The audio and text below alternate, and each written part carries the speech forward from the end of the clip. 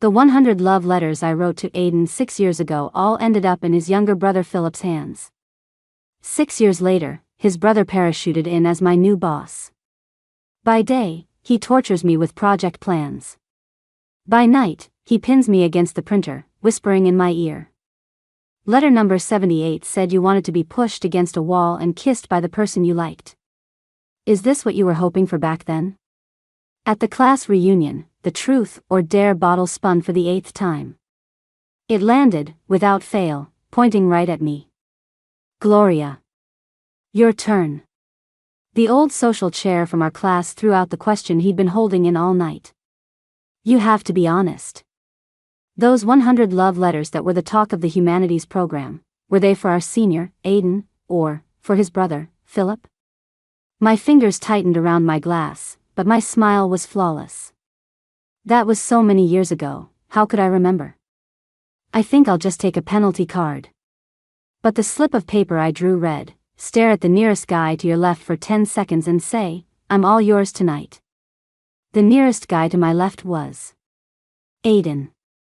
Come on, Gloria. 10 seconds on the clock. All yours. We want to hear it. The crowd erupted in louder laughter and jeers. Smash. In the corner, Philip was staring blankly at his open palm. Shards of glass and crimson drops of blood rolled from his hand. Then, he looked up. My hand slipped. You guys carry on. He stood up, didn't look at anyone else, and walked straight toward the door. The atmosphere turned ice cold. Aiden glanced worriedly at the doorway. Then he looked back at me. He's probably just stressed from a project lately. Don't mind him, Gloria. I tried to force a smile. But the muscles in my face felt incredibly stiff. 6 years. I hadn't seen him in 6 years. The sense of distance and pressure coming from Philip was even stronger than it had been back then. The next day, I stumbled into the conference room with a splitting headache. The strategy meeting was just beginning. I tiptoed to a seat in the back row. The project manager was on stage, passionately presenting the new quarterly plan. Suddenly, the conference room door was pushed open from the outside. The director of human resources walked in with someone. It's the new director. Wow, he's so young. And handsome. That presence is off the charts. I instinctively followed everyone's gaze and looked up. That face. I had just seen it last night. Philip. He was my new boss. My blood felt like it froze in an instant, and my mind went completely blank.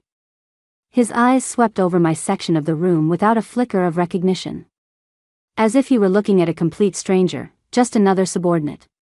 For the rest of the day, I buried myself in a mountain of paperwork. I didn't dare look up, didn't dare go to the break room, and did everything I could to minimize my presence. My inbox was dead silent. He didn't send me any work assignments or call me up to his office for a chat. The bell rang for the end of the day. I shut down my computer and grabbed my bag as fast as I could, desperate to disappear. But then my phone screen lit up. A new email notification. Sender, Philip. The subject line had only 2 words, my office. The top floor, the director's office. The door was slightly ajar. I raised my hand and knocked. Come in, a cold voice answered from inside. You wanted to see me? The air was frozen for a full 30 seconds. He suddenly walked toward me, reached out, and with a soft click, locked the door. In the enclosed space, it was just him and me. And the crisp, clean scent that clung to him. Philip, Mr. Sterling? My hand instinctively braced against the cold surface of the printer, trying to create some distance between us. But he used my position to lean in even closer. His voice was low, laced with a deadly, dangerous tone. It poured slowly into my ear. Team lead. You wrote 100 love letters but didn't even have the guts to sign your name? How could he, how did he know? Using me as your personal diary, His voice was laced with ice, but wrapped in a dark fire. I couldn't move. The next second, his lips brushed against my earlobe, not too hard, not too soft. I gasped, my legs going so weak I could barely stand. My hand accidentally snagged the collar of his shirt, and a button popped open. Letter number 78 said you wanted to be pushed against a wall and kissed by the person you liked. Is this what you were hoping for back then? And can you guess how I've survived these past 6 years, reading the words you wrote to my brother? How I got through it? The printer, at some point, had started running again, spitting out the remaining pages. But the air in this cramped space had become suffocatingly thick. That question, how I got through it, exploded in my mind like a thunderclap, over and over. His cool fingertips traced the line of my jaw. Why don't you tell my brother yourself? That the person who told me to chase you back then was actually you. The air in the summer of my memory was always sticky. At the freshman opening ceremony, Aiden, representing the sophomores, wore a crisp white shirt and had a gentle demeanor. It was hard not to fall for a perfect upperclassman like him. From then on, I started writing a love letter every few days. I would secretly tuck it into Aiden's locker in the gym. His half-brother, Philip, was in my class and was our class president. Though they shared a father, the two brothers didn't seem to have a good relationship. They didn't live together and rarely spoke. My first impression of Philip was that he was just as smart, sunny, and refined as his brother. Naturally, plenty of girls had crushes on him. Since I was 2 months older, he always liked to call me sis in class. Anything you don't understand in the future, sis, you can always ask me. Let's go, sis, time for lunch. Until that one afternoon, I saw with my own eyes how Aiden casually tossed someone else's love letters and gifts into the trash along with other junk. Then he started talking about a girl who was pursuing him. He called her efforts a waste of time and said she was not very bright. His expression didn't even flicker. I instantly thought of my own 100 letters, which had all vanished without a trace. An immense chill and a wave of shame washed over me.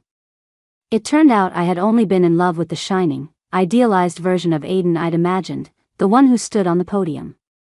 The real him was pragmatic, even a little cold. I started begging Philip to pretend to chase me, to act like we were a couple. He just smiled, patted my hair, and said, okay. From that day on, Philip began showing me blatant affection every few days. Before long, the campus forum blew up. Scoop. Campus heartthrob's hot pursuit of the new girl next door pays off. Perfect. Now Aiden would probably just think I'd put the love letters meant for his brother in the wrong locker. I would never become one of the girls he gossiped about and mocked. Gradually, I started to distance myself from Philip. He probably sensed the change in me. In the hallway, he suddenly grabbed my hand. Sis, are you stringing me along? Suddenly, my face fell. I told you, you're only pretending to chase me, and the relationship is fake. We're not right for each other. How do you know we're not right for each other? Because being right for each other requires mutual feelings. Philip looked at me, withdrawing the hand he'd been about to reach out with. So, you actually like my brother, don't you? I was just a tool to get his attention. After a long pause, he asked again, have you thought this through? I don't like to pretend when it comes to feelings. I only want to be serious. My silence was his answer. He let out a short laugh. Then forget it. Later, Philip started dating a girl from the art school next door, Leah. And I, to make use of my free time, joined a school club. We cut down on a lot of unnecessary contact. Until the club's farewell party in our junior year. Aiden, in his final year, was on stage. At the end of the event, he suddenly confessed his feelings for me after losing a bet with a friend. Standing in the audience, I could hardly believe what I was hearing. From below the stage, Philip rushed up and punched his brother. The microphone fell to the floor, screeching. The teachers and students nearby were stunned and rushed to pull the brothers apart. Then Philip ran toward me, wiping blood from the corner of his lip. I need to talk to you. Whatever it is, let's talk after my evening elective. You'll just run off tonight, won't you? He paused, seemingly out of patience.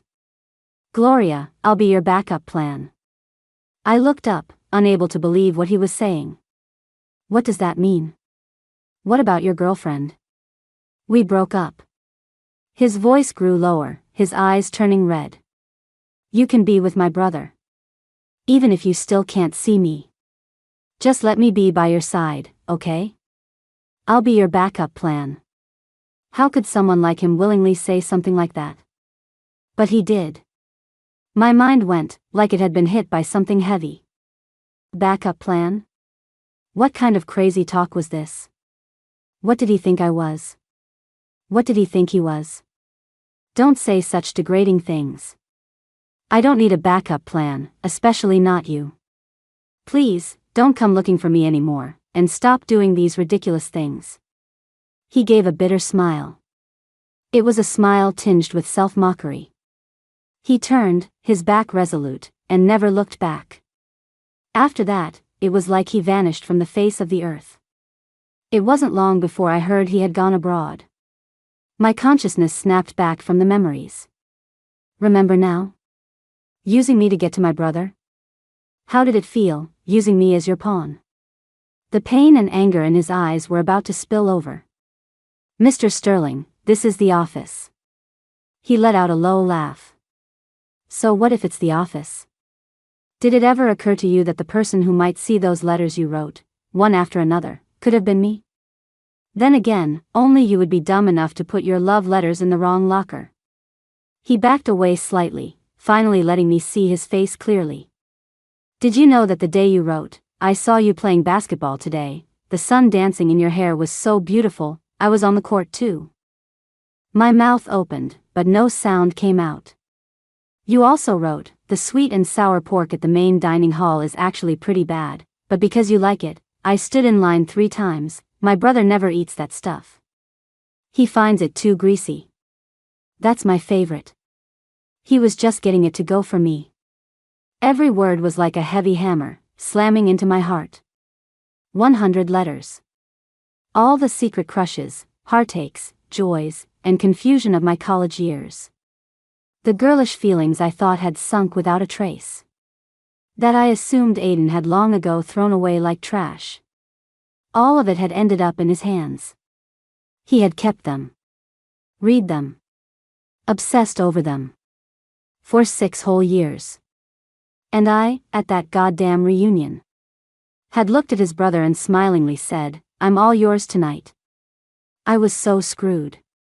That was the only thought in my head. From that day on, my professional life entered hell mode. Philip gave a masterclass in professional retaliation. It became normal for the proposals I submitted to be sent back for 3 to 5 revisions. In the conference room, he would listen to my presentation. His questions were sharp and ruthlessly precise. Team lead, is this the standard of work your team produces? If your market sensitivity is this poor, I seriously question your fitness for this position. He even forcibly gave me a ride home after a business dinner, claiming it was on his way. The enclosed space of the car, his scent of cedarwood mixed with alcohol. It left me with no escape. The car stopped in front of my apartment building, but he kept the doors locked. He slowly loosened his tie and asked, aren't you going to invite me up, sis? I'd love to see that cozy little nest full of stuffed animals you wrote about. I was scared out of my wits, my fingers digging into the door handle. He saw my terrified expression and suddenly smiled. But the smile didn't reach his eyes. What are you afraid of? It's not like you didn't write I've imagined watching movies with you on the sofa. He leaned over to unbuckle my seatbelt. His breath ghosted across my cheek. Although, the you in that fantasy wasn't me. This roller coaster of ice and fire was driving me insane. I tried to talk to him once. Mr. Sterling, about what happened before, I think we need to talk. I tried my best to look calm. His gaze, behind his gold-rimmed glasses, was sharp and scrutinizing. Talk about what? Team lead, it's working hours. He raised a hand, cutting me off. If you're worried that your personal feelings will affect my professional judgment, there's no need. My expectations for you are the same as for any other employee. I was left speechless, all the words I had prepared stuck in my chest. He knew everything. And he was using my greatest fear to slowly torture me, slicing me open bit by bit. On the last day of the workweek, I was rounding a corner with a stack of freshly printed documents. In the distance, I saw a figure standing outside Philip's office. The moment I saw her face, I froze. It was Leah. She obviously recognized me too. Gloria? Her voice was gentle, with a perfectly measured hint of surprise. Long time no see. You work here? I clutched the files in my arms, my fingertips growing cold, and tried to make my expression look just as natural. Long time no see. Are you here to see Mr. Sterling? Do you need me to let him know? No need to bother, she said with a smile, waving her phone. I just messaged him. He said he's coming right out. They had been in touch all this time. 2 minutes later, Philip came out of his office. Leah playfully pulled 2 concert tickets from her purse. I saw on your social feed a while back that you wanted to see this concert but couldn't get tickets. I managed to track these down for you. We can go together after dinner. Just as Philip was about to say something, a gentle, slightly surprised voice came from behind me. Gloria? I whipped my head around. Aiden was standing a few feet away, holding what looked like a manila envelope. Seriously, of all the things to happen. In that instant, I felt like I was being roasted over an open fire. Leah was the first to speak. Aiden? What a coincidence. Just some business, Aiden said with a nod, then looked back at me. Gloria, you're working with Philip now? I managed to squeeze out a dry smile. Yes, that's right. Are you free tonight? We should all have dinner together. My gaze went past Leah and landed on Philip's face, which had gone from neutral to thunderous in a split second. Team lead, are you on a break? Are you standing here to provide concierge services for my guest? Somehow, it ended with the 4 of us having dinner at the Western restaurant downstairs from the office. Under the guise of catching up. I had never felt a meal last so long or be so agonizing. Gloria, Aiden finally said, trying to break the deadlock. Is work with my brother going well? Before I could answer, Leah let out a soft laugh and chimed in, Philip has always had high standards. Gloria must be under a lot of pressure. It sounded like a joke, but it subtly defined my relationship with Philip as purely professional and cold. Philip looked up, his gaze sweeping coldly over Leah before landing on my face. Gloria's skills are more than enough to handle the work. The smile on Leah's face faded slightly. Of course. Gloria has always been exceptional, Aiden said, looking at me with sincere eyes. She was like that back in our college club, conscientious and full of ideas. That's right. Speaking of which, when I first started, I remember seeing a photo on the campus forum of Gloria watching Aiden play basketball. The fork in my hand nearly clattered onto my plate. Damn it. When will they finally delete those ancient posts on the campus forum? That's all in the past. Gloria was just a freshman then. But freshman feelings are the purest, aren't they? Leah pressed on, smiling at me, then glancing as if by accident at Philip. Right, Philip? Philip abruptly put down his knife and fork. He turned to the side and draped his arm over the back of my chair in a possessive gesture. She's with me now. Can't you tell? My cheeks felt like they were on fire. Don't talk nonsense. I said, my fingers tightening on my wineglass. Am I wrong, my employee? He stood up, pulling me up from my chair with him. Are you done eating? Even if you're not, we're going back to work overtime. I nodded stiffly. We have to work. Why don't you two go to the concert together? He threw that line out and, practically forcing me along, walked away without a backward glance. In the company's underground parking garage. He shoved me into the passenger seat. The silence in the car was suffocating. At a red light, he slammed on the brakes, pulling over to the side of the road. In the dim light, his eyes bored into me. He looked like a cornered animal on the verge of losing control. Why? His voice was incredibly hoarse. Back at the restaurant. Why were you in such a hurry to deny it? Why did you push me away? Gloria. Am I that embarrassing? Is it only my brother who's good enough? Huh. And I'm the one who deserves to be hidden away. His hands, gripping the steering wheel, were trembling slightly. That's not it, it's just that we really are just colleagues right now. A few seconds of silence. His voice carried a weary resignation. I'm sorry. If you don't want this, then forget it. Every word he spoke was as light as a feather. But each one felt like a knife twisting in my heart. A week later, a notice went out to the group chat about a company team building basketball game with a subsidiary. When the girl from the admin department slapped the sign-up sheet on my desk, I was being tortured by the 5th revision of a proposal Philip had rejected and was on the verge of losing the will to live. Gloria. SOS. Our department is one person short. If we don't get enough people, they'll cut our activity budget. The young woman clasped her hands together, her eyes sparkling. Without looking up, I waved a tired hand. Do I look like I can play basketball? No, not for you to play. She leaned in closer, her voice a conspiratorial whisper. It's Mr. Sterling. He actually signed up. My fingers froze on the keyboard. I thought I had misheard. Who? The girl's face was flushed with excitement. I know, right? I heard Mr. Sterling was on the university team back in the day. He's been hiding his skills. My heart skipped a beat. My mind instantly flashed to all those love letters about his brother playing basketball that had mistakenly ended up in his hands. Fate was a cruel, cruel thing. On the day of the game, Philip played small forward. He was fast, his drives were aggressive, and his shots were terrifyingly accurate.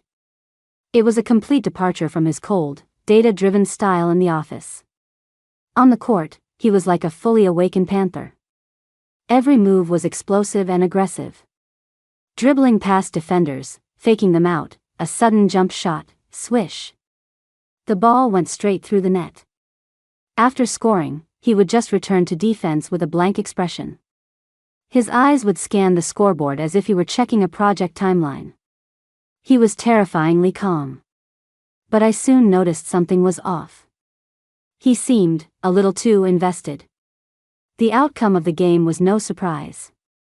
Philip's team won by a huge margin. His teammates surrounded him, tossing him into the air like a hero. The crowd followed him as he came off the court. A young, sweaty colleague was excitedly sucking up to him. Mr. Sterling. You were incredible today. A total MVP. Especially those forced drives, so cool.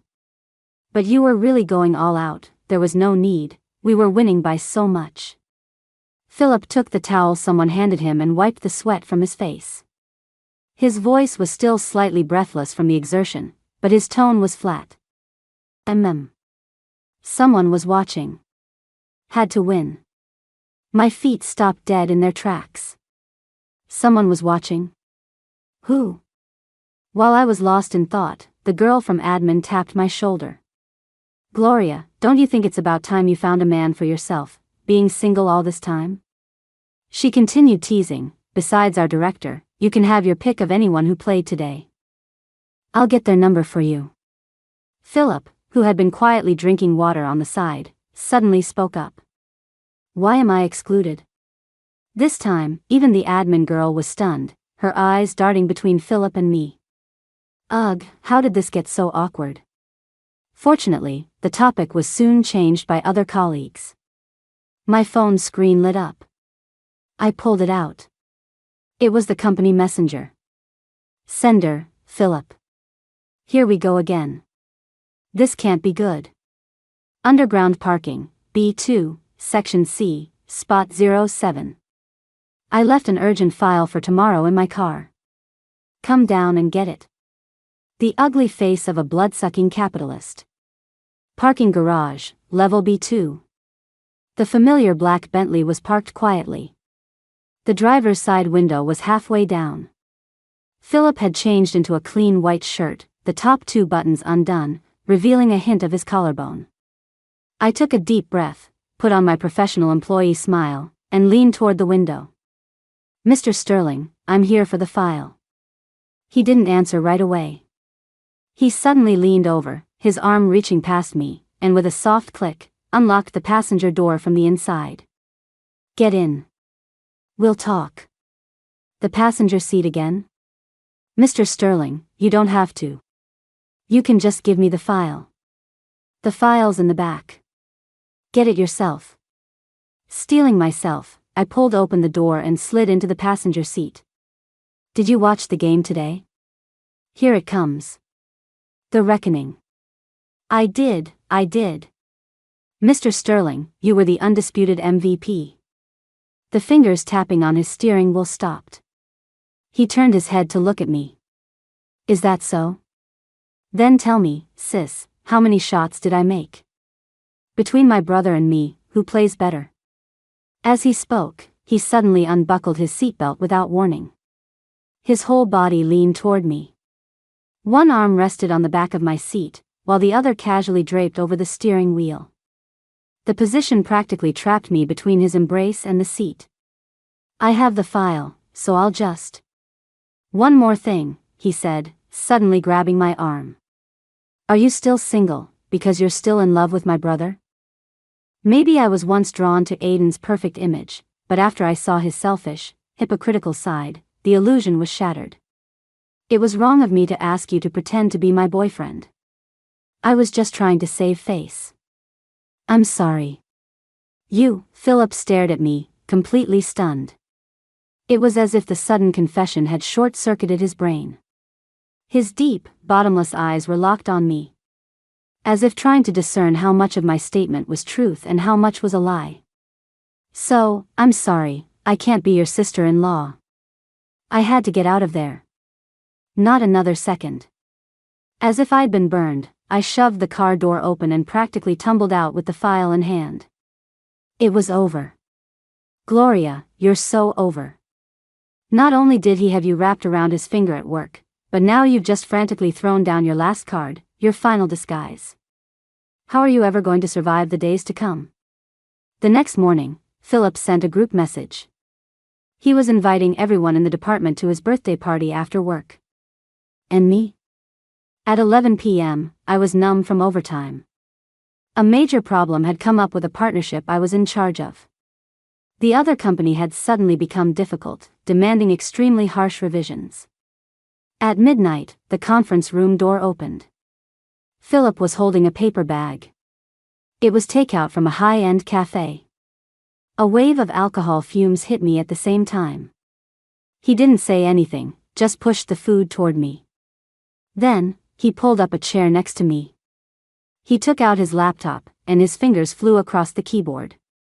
"Right here, the basic data model is wrong. This clause has too high of a legal risk. Switch to backup plan B." His tone was calm and steady as he quickly and precisely pointed out the problems and their solutions. He didn't even blame me for not coming to his birthday party. "Eat," he said, gesturing to the takeout, his voice low. "Don't work yourself to death before I've had a chance to collect my debt." At that moment, the office was brightly lit, and outside the window was the silent cityscape. I looked at him and suddenly had a clear realization: this man had punished and pushed me in all sorts of ways. But he never actually wanted to destroy me. All that relentless nitpicking. It was more like a twisted form of protection. I looked down, picked up the chopsticks, and put a still warm, translucent shrimp dumpling in my mouth. I chewed slowly. My eyes started to sting. From the corner, he suddenly spoke, his voice exceptionally clear in the dead of night. "Gloria. It's been 6 years. When are you going to finally see the real me?" My hand, holding the chopsticks, froze in mid-air. When I looked back, I saw his face was abnormally pale, and I couldn't help but worry. "You don't look well. Are you feeling okay?" He just waved his hand. It's nothing. Probably just haven't been resting well. My old stomach problem is acting up again. You should go home. I can handle the rest of this myself. But I want to stay with you. But as soon as the words left my mouth, Philip slid from his chair and collapsed onto the floor. My mind went blank, and I started screaming for help. Philip, please, you have to be okay. Before long, Philip was wheeled into the emergency room. As I waited anxiously, Leah arrived. Her eyes were filled with resentment for me. I've always been the one people envy, but you're the only one I both envy and resent. What gives you the right to make him so devoted? You wouldn't even give him a chance as a backup, but he's still completely hung up on you. Leah told me a lot about Philip's past 6 years. She said that she and Philip had never really been together. When I wasn't around, they had never even held hands. The day I rejected him as a backup plan, he locked himself in his house for days. When Leah saw him again, he was gaunt. He became cold, quiet, and his family even took him to see a therapist. Sometimes, he had to take sleeping pills just to fall asleep. Then he went abroad. Besides classes, he spent all his time drinking in bars. That's when he ruined his stomach. He had stomach bleeding several times while he was overseas. Gloria, did you know, one time when I went to see him abroad, his bag was stolen on the way to a bar. He searched for it like a madman, staying out in the rain all night, and ended up with a high fever for 2 weeks. We all thought he'd lost his mind because there was nothing valuable in the bag. Later, we found out that the keychain on the bag was a gift you gave him in college.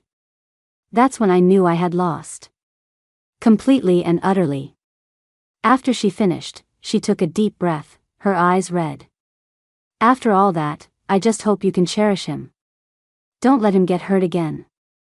Leah left, leaving me alone in the hospital corridor. That keychain, which I had stayed up all night to make, was originally for Aiden. But then I saw him throwing a suitor's gift in the trash.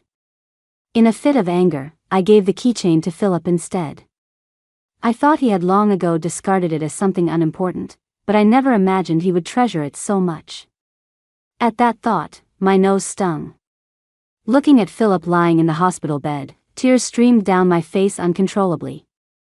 By the time I entered the hospital room, Philip was already awake. He turned and was startled by my red-rimmed eyes. Are you an idiot? Drinking so much at your birthday party when your stomach was already bothering you. And then coming to help me with a proposal. You were doing it on purpose, weren't you? Trying to make me feel guilty for not coming to your party. Philip smiled faintly. You know, back in freshman year, when I saw the love letter you put in the locker, I was so happy to find out that the person you had a secret crush on since the start of school liked you back. How lucky is that? Turns out, I wasn't that lucky person. Sometimes I wonder why all the good things always happen to my brother. Including my dad. We're less than 2 years apart, and I was the one living with him, but his eyes were always on my brother. Back in school, everyone thought my brother and I had similar personalities, but that was just me trying to please my dad, forcing myself to act and speak like my brother, to seem sunny and gentle. Before I went abroad, I had made up my mind, I never wanted to see you again. You didn't like the real me anyway. But now I feel like, just being able to see you again, is so good. Please don't be so cold to me, okay? That's my birthday wish for this year. I looked at him, and my eyes reddened again. No. That's not it. You're wonderful. You have a heart that's softer than anyone's. And, on your birthday, I actually bought you a gift. The ice in Philip's eyes began to melt. Really? Really? It's a fountain pen. I just never found a chance to give it to you. Before the I'm sorry that had been circling in my heart for so long could escape, Philip kissed me. The kiss was light and brief. But it seemed to take all the strength he had. I slowly pulled away from him, and his cheeks flushed a visible shade of red. I want to show you something. As he spoke, he opened the photo album on his phone. The album was password protected, And the password was, my birthday. Inside were photos of me, one after another. 2 weeks ago, at the coffee shop downstairs from the office, holding a latte and laughing with a colleague, sunlight hitting the side of my face. A month ago, working late, standing alone on the street waiting for a ride, tiredly rubbing my neck. The timeline scrolled wildly backward. There I was, a junior, laughing carelessly with classmates at the school gate. My sophomore year, buying a sweet potato from a street vendor, blowing on it to cool it down. And even me as a freshman just starting school. Wearing that hideous, oversized military training uniform, smiling foolishly in a crowd of new students. All those moments I had considered perfectly ordinary. He had been silently documenting them all. Gloria, I know, this makes me seem twisted, but during my time abroad, I could only look at these photos and pretend you were still by my side. I regretted it then. Why did I go abroad? I should have stayed by your side, shamelessly sticking around. Tears started falling again. He sighed softly. Gloria, I guess I'm just completely done for when it comes to you. I moved closer to him, reaching out to cup his cool cheeks. I closed my eyes and pressed my own cool lips against his. His body went rigid. Even his breathing stopped. Time seemed to stand still. The only sound in the hospital room was the frantic beating of our hearts. I took a deep breath, my voice still trembling but unusually clear. Philip. These photos. You're going to have to spend a lifetime slowly explaining them to me. Philip started kissing me again and again, my lips, the corners of my eyes, the tip of my nose. Gloria. He rested his forehead against mine, his voice impossibly hoarse, our hot breaths mingling. I was just so afraid of losing you. I stood on my toes and kissed the slightly red corners of his eyes in response. I know. From now on, no more secret pictures. I'm right here. After that kiss, everything changed. The suffocating tension in the air vanished. In its place was a subtle but scorching undercurrent. It was as if a switch had been flipped in Philip. He went from being a cold, harsh boss to a giant, insecure golden retriever. He followed me almost everywhere. If I went to the break room to make coffee, he would inevitably appear at the doorway 3 minutes later, using the excuse of getting a file or pouring water. If I went to another department to drop off materials, he would happen to call with an irrelevant question, just to confirm my location. Even when I went to the employee cafeteria for lunch, he would carry his tray and sit down across from me with a completely natural air, ignoring all the jaws that had dropped around us. The way he looked at me was more focused, more intense than before. It held a nearly greedy, cautious tenderness, like someone who had just recovered something precious they thought they'd lost forever. I'm sorry for how I treated you before.